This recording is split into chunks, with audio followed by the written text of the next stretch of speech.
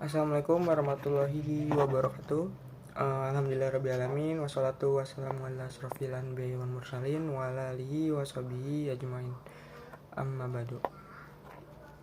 Sebelumnya selamat sore bagi teman-teman yang menonton vlog saya ini. Kebetulan saya membuat vlog ini di sore hari. Semoga teman-teman yang mendengarkan atau yang menonton vlog saya ini dalam keadaan sehat walafiat. Amin ya rabbal alamin. Sebelumnya perkenalkan, saya Arul Maulana dari semester 4. Alhamdulillah berkuliah di Psikologi Universitas Profesor Dr. Muhammadiyah Profesor Dr. Hamka. Kampus ada di daerah Kebayoran Lama. Pada kesempatan kali ini saya akan membahas atau akan menyampaikan maklumat yang berkaitan dengan penyimpangan seksual atau yang sering kita kenal sebagai LGBT dalam pandangan hukum Islam. Kemudian dampak dari LGBT tersebut. Nah, apa sih penyimpangan seks itu?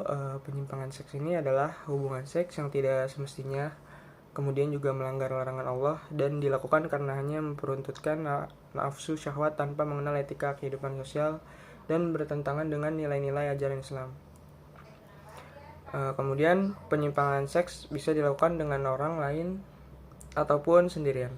Nah, penyimpangan perilaku reproduksi yang dilakukan sendirian ini adalah masturbasi dan onani, baik dengan alat maupun tanpa alat. Nah, penyimpangan seks ini dilakukan dengan melibatkan orang lain, disebut juga homoseksual, lesbian, zina, mengawali istri ketika haid, mengawali istri melalui anusnya, dan lain sebagainya. Kemudian sekarang ini di Indonesia ini semakin liberal teman-teman.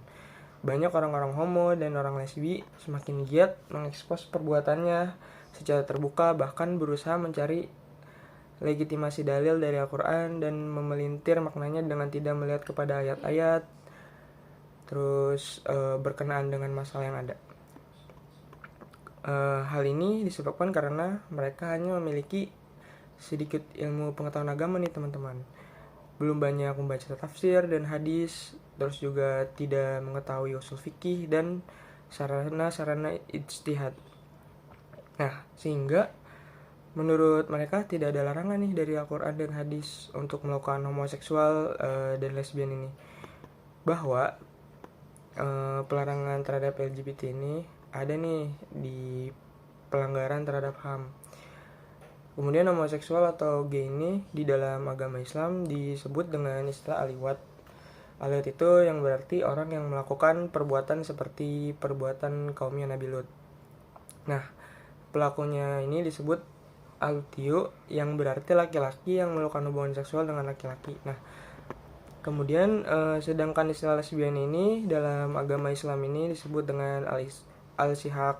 Nah, yang berarti perempuan yang melakukan hubungan seksual ini dengan sesama perempuan.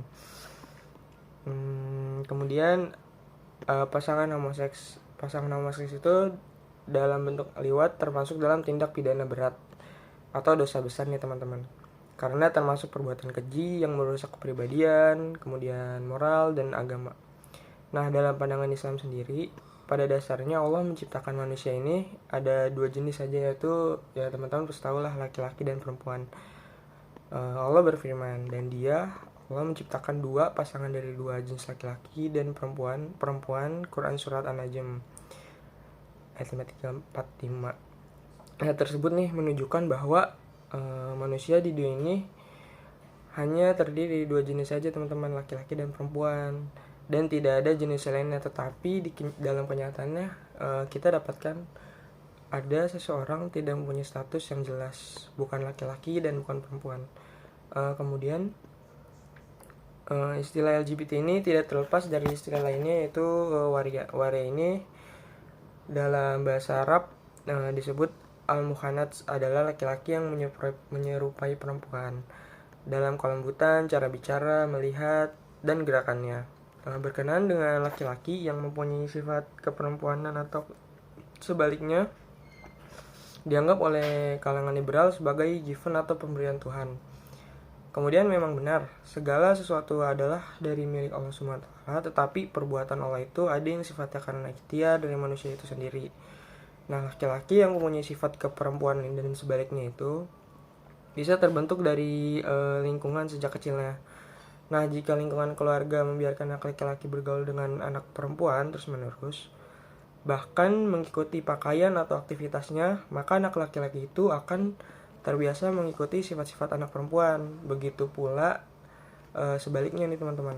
Maka dalam hal ini peranan orang tua ini penting nih, karena dengan begitu orang tua dapat mengarahkan anak-anaknya menjadi seorang laki-laki atau seorang perempuan sesuai dengan jenis kelamin anaknya, sesuai dengan biologisnya. Kemudian ada al-hudsa dari kata al-hanitsa yang secara bahasa berarti lemah lembut. Terus al-hunsa ini secara istilah bermakna seorang yang mempunyai dua kelamin, yaitu kelamin laki-laki dan perempuan. Nah, atau orang yang tidak mempunyai salah satu dari dua alat vital tersebut, tetapi ada lubang untuk keluarnya air kencing.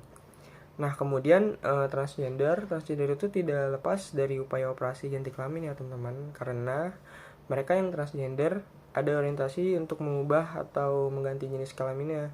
Kemudian terkait hukuman atau sanksi atas perilaku LGBT ini, ulama berbeda pendapat dalam menetapkan jenis hukuman sanksi yang dikenakan kepada pelaku homo dan lesbi tersebut. Nah, ada 3 pendapat. Pendapat pertama ini mengatakan bahwa perilaku para pelaku homoseks itu harus dibunuh. Pendapat ini dianut oleh sahabat-sahabat Nabi SAW, Al-Nasir dan Qasim bin Ibrahim, serta Imam Syafi'i dalam salah satu riwayatnya. Argumentasi mereka berdasarkan hadis, riwayat Nasai dan Ibnu Majah dari Ibnu Amas. Siapa yang kalian temukan melakukan perbuatan seperti perbuatan kaum Lut, yaitu perbuatan homoseksual, maka bunuhlah pelakunya dan pasangannya karena perbuatan itu. Hari Ibnu Majah dari Ibnu Abbas. Nah, kemudian pendapat kedua ini dikemukakan oleh Imam Syafi'i dalam pendapatnya yang populer bahwa pelaku liwat harus dirajam tanpa membedakan apakah pelakunya itu masih bujangan ataukah sudah menikah. Kemudian pendapat kedua ini dikemukakan oleh sebagian ulama mazhab Syafi'i. Hukuman terhadap pelaku homoseks sesama pria itu sama dengan hukuman zina. Nah, kemudian ada pendapat ketiga ini menyatakan bahwa hukumannya diserahkan kepada penguasa. Pendapat ini dianut oleh Imam Abu Hanifah, Muhammad Billah, dan Al-Murtada. Nah, keduanya ini adalah ahli fikih Syiah dari Imam Syafi'i dalam riwayat yang lain. Penguasalah yang berhak menetapkan jenis hukumannya karena perbuatan tersebut tidak dapat dikategorikan ke dalam perbuatan zina, maka hukumannya pun tidak dapat disamakan dengan hukuman zina. Kemudian penyimpangan seksual dampaknya ini pasti membahayakan diri maupun pelakunya atau pasangan atau bisa orang lain. Nah, jika dahulu penduduk Sodom dihancurkan dengan kehancuran yang dahsyat akibat perbuatan mereka, maka saat ini bisa dilihat dampak negatifnya teman-teman dari perilaku homoseksual ini adalah munculnya penyakit yang diakibatkan oleh virus yang menyerang kekebalan tubuh manusia. Virus ini tuh dikenal dengan nama HIV dan penyakit yang ditemukan karena ini adalah AIDS. HIV dan AIDS ini penyakit baru yang ditemukan sekitar tahun 1980-an di kota-kota besar di Amerika Serikat. Nah, penyebaran penyakit ini begitu cepat nih teman-teman, hingga hari ini belum ada ahli yang dapat menemukan obat yang bisa mengobati penyakit ini. Nah, penyakit ini mula-mulanya disebarkan oleh para pelaku homoseksual di Amerika Serikat waktu itu. Nah, pada akhirnya tidak hanya menyakiti praktik homoseksual itu saja, tetapi juga menyebarkan kepada heteroseksual hingga kepada ibu-ibu, bahkan kepada janin dan bayi-bayi yang dilahirkan dari seorang ibu yang mengidap virus tersebut. Nah, virus penyakit ini juga bisa menyakiti siapa saja nih teman-teman yang tidak berdosa melalui pertukaran cairan, sperma, atau transfusi darah. Selain dampak secara kesehatan, homoseksual ini juga berdampak pada kehidupan sosial, politik, ekonomi, sosiologis, dan psikologis juga. Bahkan juga secara keagamaan. Pertama, suatu masyarakat yang di dalamnya terdapat pelaku homoseksual ini, maka akan menimbulkan hilangnya keberkahan dan rasa aman karena tersebarnya kerusakan di masyarakat. Kedua, berdasarkan pesan Al-Quran, bahwa suatu tindakan dosa akan mendatangkan musibah dan azab bagi pelakunya di suatu tempat, di suatu negeri. Nah, jika itu telah terjadi, maka azab itu tidak hanya menimpa kaum yang berdosa saja, tetapi juga mengenai pada mereka yang beriman. Lalu ketiga, dikhawatirkan juga munculnya wabah penyakit akibat perilaku seks penyimpang secara luas di masyarakat ini. Nah, penyakit-penyakit tersebut bisa menular siapa saja, bahkan kepada seseorang yang tidak tersangkut sama sekali dengan tindakan menyimpang tersebut.